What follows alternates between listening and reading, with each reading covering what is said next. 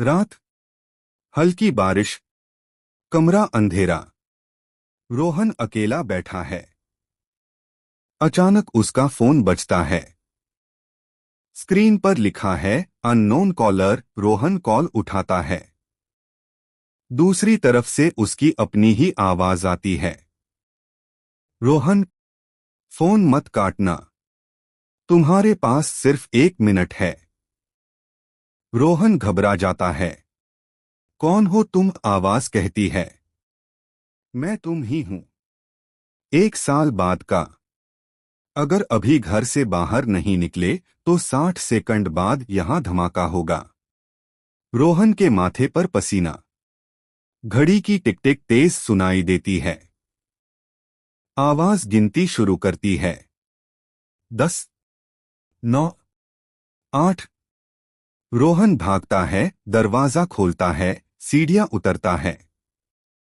जैसे ही वह बाहर पहुंचता है, उसके कमरे की खिड़की से तेज रोशनी और धमाके की आवाज। रोहन जमीन पर गिरता है। सांसें तेज। फोन फिर बजता है। वही नंबर। मैसेज आता है। अब तुम्हें समझ आया। समय से खेलना मत।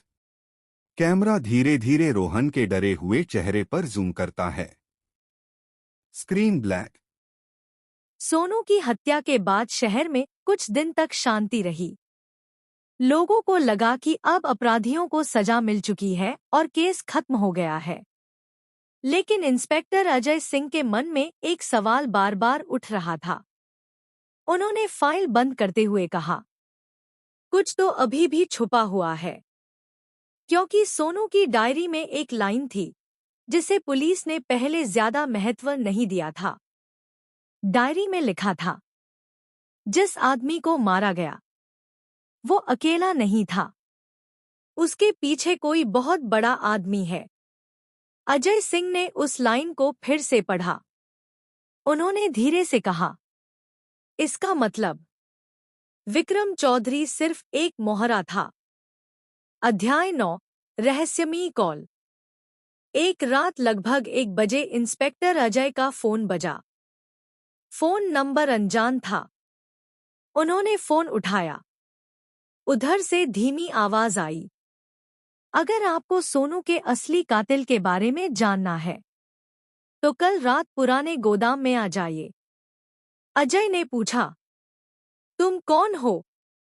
लेकिन फोन तुरंत कट गया। अजय को समझ आ गया कि यह मामला अभी खत्म नहीं हुआ है। अगली रात वह अकेले पुराने गोदाम पहुंचे। वहां अंधेरा था और हवा की आवाज डरावनी लग रही थी। तभी अंधेरे से एक आदमी बाहर आया। वह वही लड़का था, रवि। अध्याय 10, रवि का राज। अजय ने आश्चर्य से पूछा, रवि, तुम यहाँ? रवि घबराया हुआ था। उसने कहा, सर, मैं अब और झूठ नहीं बोल सकता। सोनू सिर्फ मर्डर का गवाह नहीं था। अजय ने पूछा, तो फिर? रवि ने कहा, सर, सोनू ने एक बड़ा घोटाला पकड़ लिया था। कौन सा घोटाला? रवि ने धीरे से कहा, सर, करोड़ों रुपए की जमीन का घोटाला, जिसमें शहर के बड़े नेता शामिल हैं। अजय का चेहरा गंभीर हो गया। अब मामला और खतरनाक हो चुका था। अध्याय 11, बड़ा नाम। जांच आगे बढ़ी तो एक नाम सामने आया, महेंद्र प्रताप। वह शहर का सबसे बड़ा नेता था। लोग उसे ईमानदार समझते थे, लेकिन असल में वह जमीन माफिया का सरगना था। विक्रम चौधरी उसी के लिए काम करता था। सोनू ने गलती से उनकी मीटिंग रिकॉर्ड कर ली थी। जब यह बात विक्रम को पता चली तो उसने सोनू को खत्म करने का फैसला किया। लेकिन असली आदेश महेंद्र प्रताप का था। अध्याय 12, आखिरी जाल। इंस्पेक्टर अजय ने सबूत इकट्ठा करने शुरू किए। फोन रिकॉर्डिंग, सीसीटीवी, रवि की गवाही। सब कुछ धीरे धीरे जुड़ने लगा। एक दिन अजय ने महेंद्र प्रताप को मिलने के लिए बुलाया। महेंद्र मुस्कुराते हुए बोला, इंस्पेक्टर साहब, आपने मुझे क्यों